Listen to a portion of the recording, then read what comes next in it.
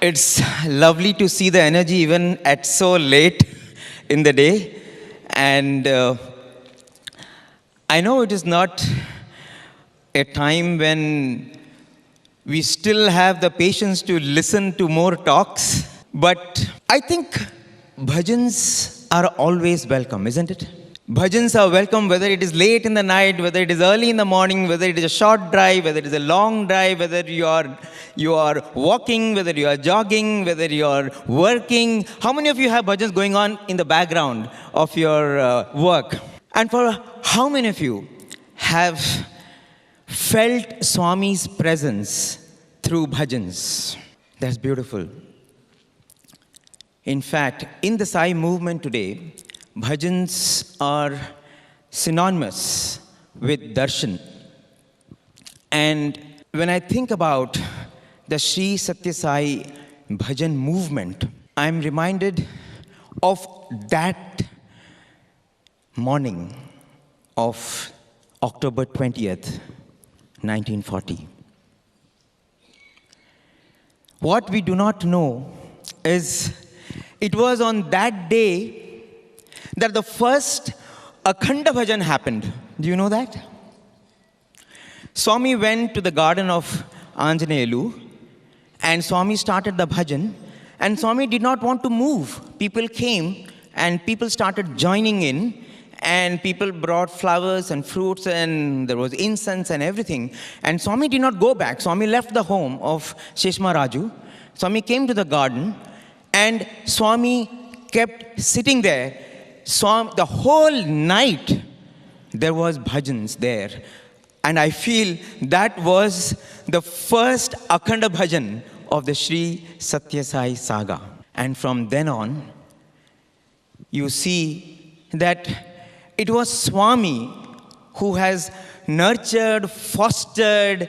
It is he for so many years. When he says, "My life is my message," you will see that it was Bhagwan himself in the 1940s who would sit and sing all the bhajans. People would just follow. It is he who would do the arati. It is he who would go and distribute the prasadam. There was once a time when there was no one to even ring the bell when Bhagwan had to do arati, because he's the one who would come and clean the idols. He's the one who would come and do the decoration. He's the one who would come and arrange and do all the preparation. And when Swami had to do arati, there was no one to ring the bell, and Swami just looked at that bell and the bell started ringing automatically on its own, and then Swami was doing arati. This is how Bhagwan has built this beautiful institution called Sri Sathya Sai Bhajans for us. Neelamegha Shama Krishna Gopala Krishna. Yeah, you can join. Neelamegha Shama Krishna Gopala Krishna.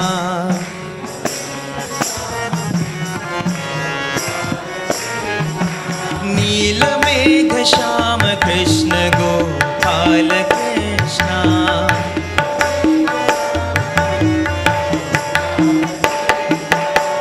Radha Ramana Satya Narayana.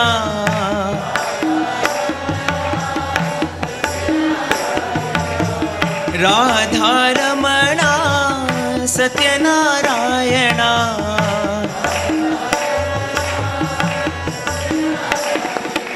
Vatapatra Shayana Sai Narayana.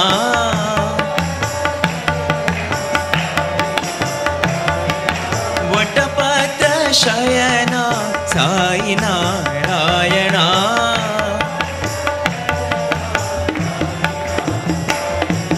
Neelamegha Shama Krishna Gopala Krishna.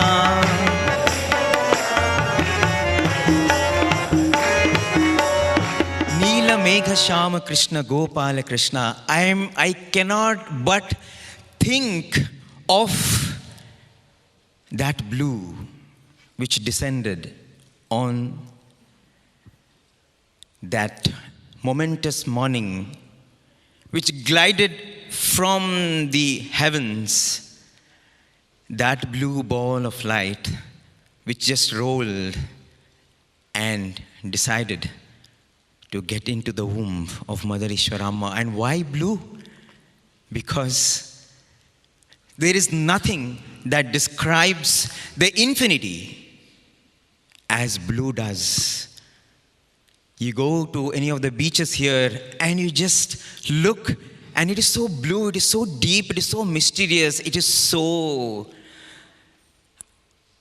overwhelming. And that is what blue is. Swami said, it is not because Krishna was blue or Rama was really blue in color that, we describe them as blue. It is because they are mysterious. It is because they are deep.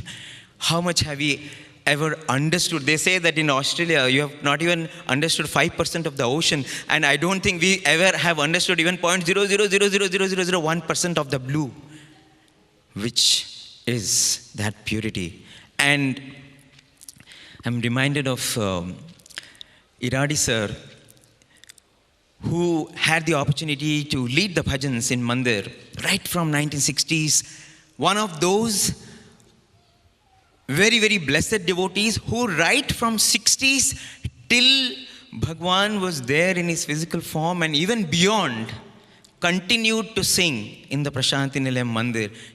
There were so many devotees who sang in the early years, but once the students came in, they did not have that kind of privilege. But Iradi sir is one of them who continued to sing even now.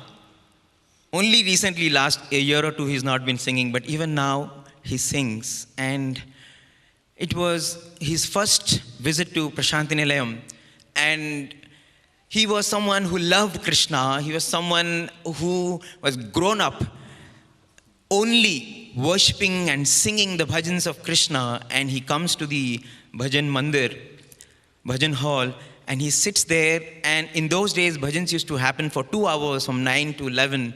And he was sitting there and he loved the ambience. Bhagwan came and sat on the chair and he told Swami, I'm loving this ambience, but I'm really sorry because for me, my God is Krishna.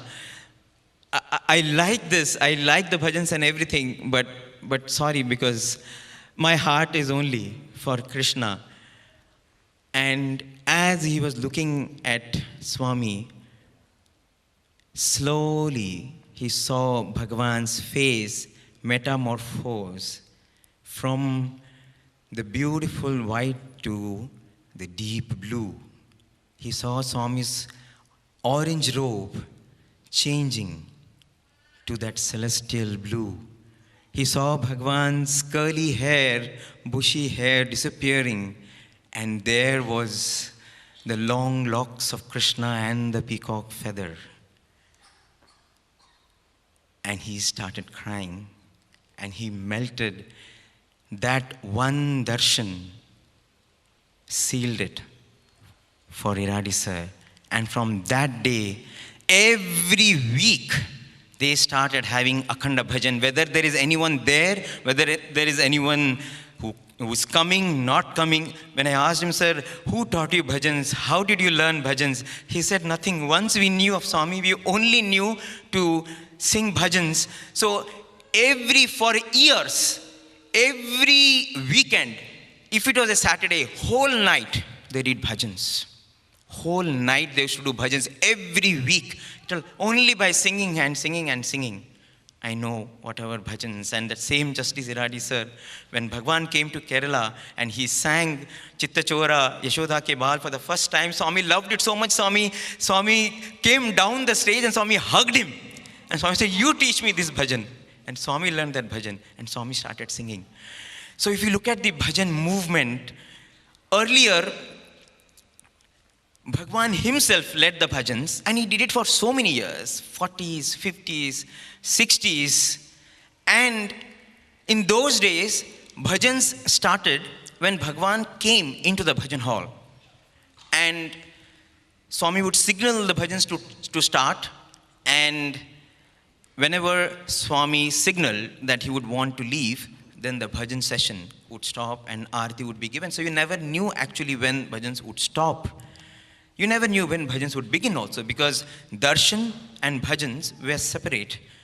Swami would finish darshan, he would go for give people interviews, and only when Bhagwan came out of the interview room and signaled for bhajans to begin, then bhajans would start. And then slowly it came to a stage where once the students joined, the bhajans would start at that appointed time, but it would never end unless Swami came. I remember in 2007, 8, 9, bhajans would begin morning 9 o'clock, but we would never end because sometimes Swami would have gone out for some inauguration, to visit the school, hostel or anything, or some days Bhagwan would come after 9:30, and the bhajans would begin and bhajans would go on and on and on. There were so many times, I remember we had many Akhanda bhajans, 2 hours, 3 hours bhajans because Swami has not come. So only when Bhagwan came, that's when the bhajan concluded. And that's how, if you look at the last 2-3 years, bhajans would begin but end only when Bhagwan returned and took Arati. But there were then days when Bhagwan did not come out at all in the last 2009-10. And so the bhajans had to conclude on its own. And those moments were very different moments. You never had experienced such moments. We never had a bhajan session where we had not seen Swami. He didn't come and we had to conclude. But today when I think about it, he was slowly institutionalizing the bhajans, and then it came to a point where when Bhagwan was giving darshans, there was bhajans going on. There were no more interviews. There were no more opportunities to talk to him. The only time you saw Swami was when Bhagwan was sitting there in the Sai Kulwant hall and bhajans were going on. And I felt those were the moments when bhajans and darshans became one. And today, I feel every bhajan session for us is a darshan session. Because we feel his presence, our minds are concentrated on him. And the moment our minds are concentrated on him, then automatically we feel the bliss of his presence. If you look at how Bhagwan started the Pandari Bhajan, let me tell you this. There is nothing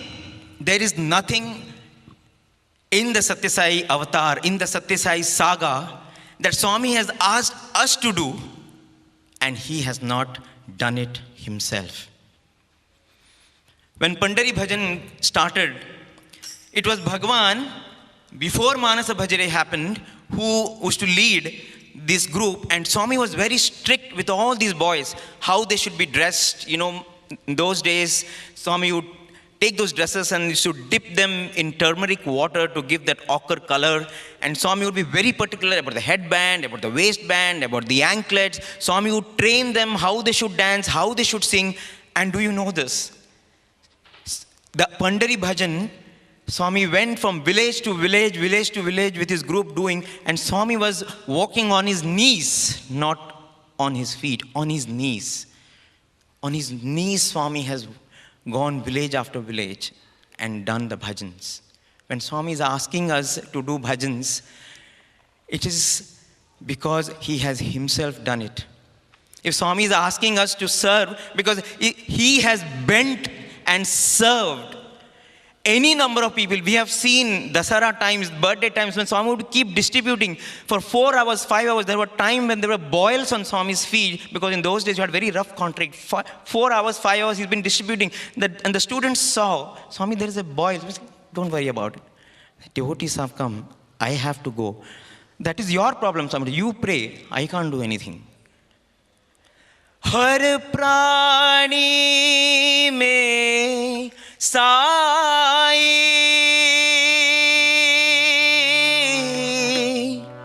हर प्राणी में बाबा,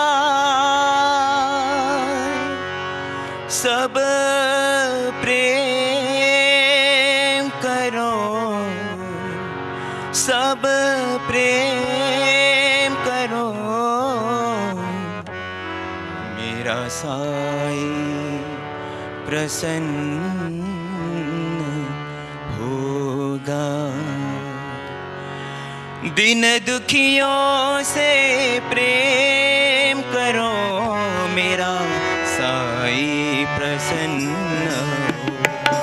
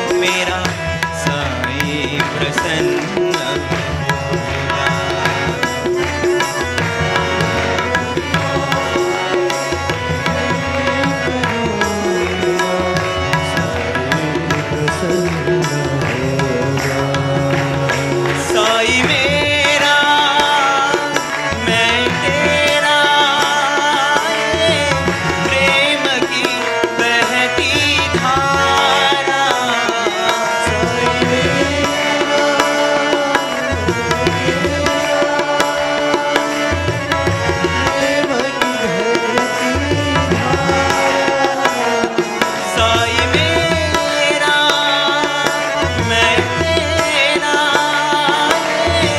प्रेम की बहती धारा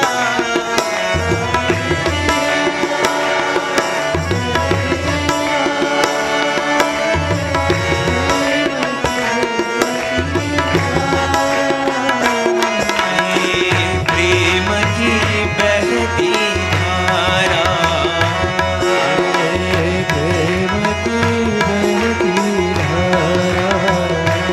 ये प्रेम की बहती धारा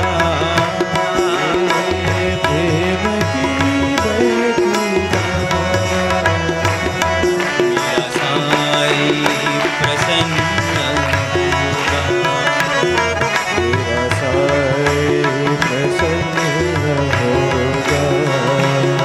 मेरा साई प्रसन्न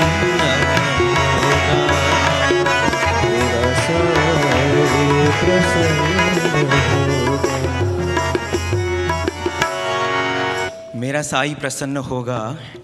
If only you love and serve, Swami is saying that is the way to make him happy.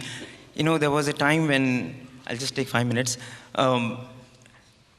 there was a student who had to serve Swami, and he was very new to that role because he had no one to guide him.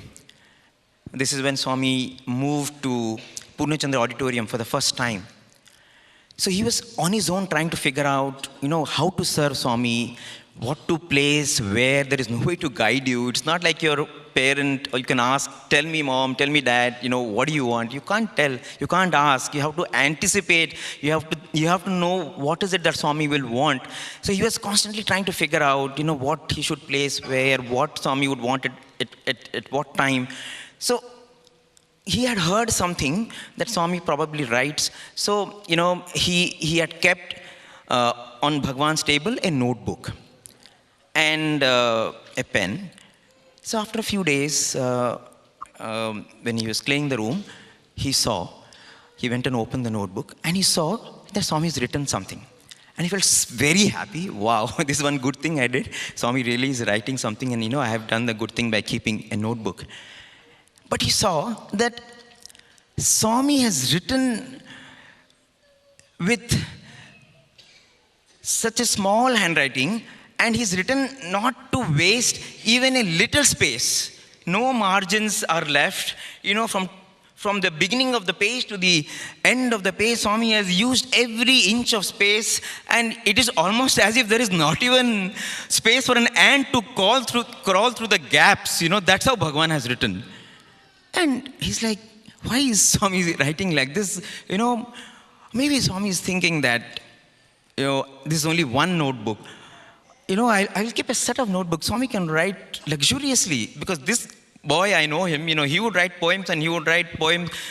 In one page, he will write 4 lines, and next page, he will not write this side, he will write on the other side. That's how luxuriously he used to write. And he thought, why is Swami writing like this? So next day, he keeps 2 more books, and he sees after a few days, but Swami would still be writing in the same manner.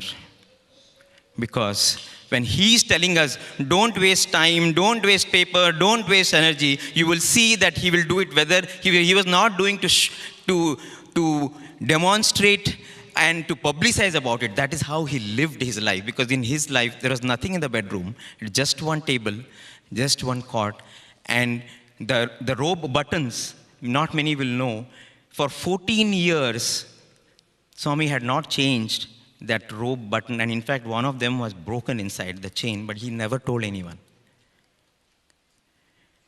Whenever he told us to do, if he has told us to serve, he has served. If he has told us to do bhajans, he has done bhajans. If he's telling us to dedicate our life and not waste anything, you can see that everything that Bhagwan has told us to do, he has not told us without himself doing anything. And it started right from the time he took birth, and right from the time Pandari Bhajan happened. Let's go back to that beautiful childhood. Panduranga Vitthala जय पंढरीनाथा विठ्ठला.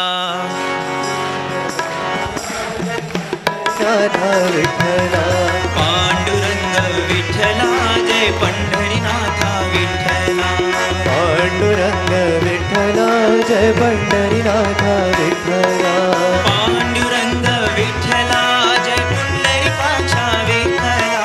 पांडुरंग विठ्ठला जय पुंडरीकाक्षा विठ्ठला. पांडुरंग विठ्ठला जय पुंडरीकाक्षा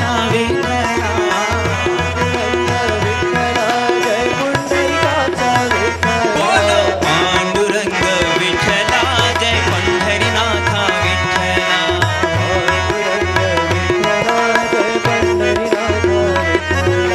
विठ्ठला जय विठ्ठला पुरंदर विठ्ठला.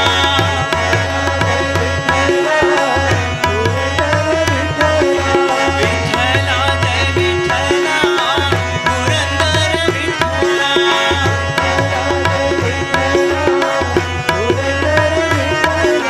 विठ्ठला जय विठ्ठला पुरंदर विठ्ठला.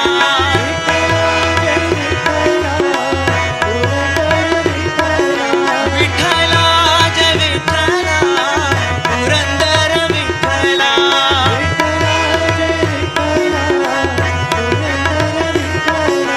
विठ्ठला जय विठ्ठला जय रखुमाई विठ्ठला.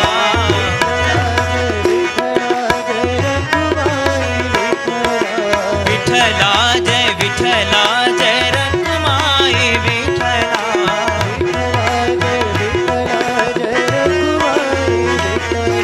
पांडुरंग विठ्ठला जय पंढरीनाथा विठ्ठला. पांडुरंग विठ्ठला जय पुंडरीकाक्षा विठ्ठला. बोलो पांडुरंग विठ्ठला जय पंढरीनाथा विठ्ठला. विठ्ठला जय विठ्ठला पुरंदर विठ्ठला. विठ्ठला जय विठ्ठला पुरंदर विठ्ठला. विठ्ठला जय विठ्ठला जय रखुमाई विठ्ठला. विठ्ठला जय विठ्ठला जय रखुमाई विठ्ठला. पांडुरंग विठ्ठला जय पंढरीनाथा विठ्ठला. पांडुरंग विठ्ठला जय पंढरीनाथा विठ्ठला. बोलो पांडुरंग विठ्ठला जय पंढरीनाथा विठ्ठला. पांडुरंग विठ्ठला जय पंढरीनाथा विठ्ठला. पांडुरंग विठ्ठला जय पंढरीनाथा विठ्ठला. पांडुरंग विठ्ठला जय पंढरीनाथा विठ्ठला. पांडुरंग विठ्ठला जय पंढरीनाथा विठ्ठला. थँक्यू.